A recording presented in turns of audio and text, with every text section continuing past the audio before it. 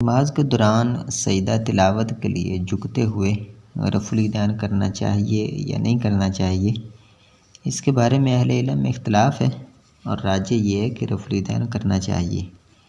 اس کی دلیل سنن ابی داؤد میں 722 نمبر حدیث ہے۔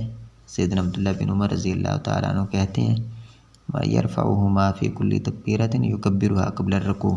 نبی کریم صلی اللہ علیہ وسلم رکوع سے پہلے ہر تکبیر کے ساتھ رفع الیدین کرتے تھے، تو ہر تکبیر میں سجدہ تلاوت کی تکبیر بھی شامل ہے اس کے عموم کی وجہ سے۔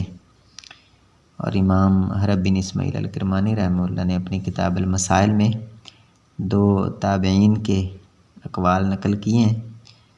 ان میں ایک مسلم بن یسار تابعی رحمہ اللہ ہیں، وہ کہتے ہیں کہ جب انسان سجدہ تلاوت کی آیت پڑھے تو وہ سجدہ نہ کرے یہاں تک کہ آیت مکمل کر لے، اور جب آیت مکمل کر لے رفع یدیہ وکبر وسجدہ تو وہ رفع الیدین کرے اور تکبیر کہے اور سجدہ کرے۔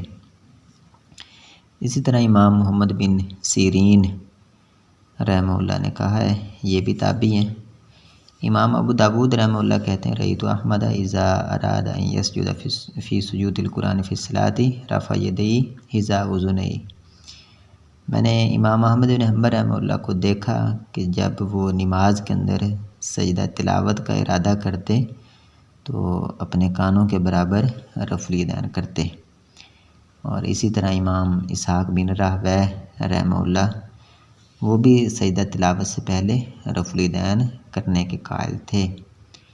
تو ان آثار سے یہ معلوم ہوتا ہے کہ سجدہ تلاوت سے پہلے نماز کے اندر رفع الیدین کرنا چاہیے۔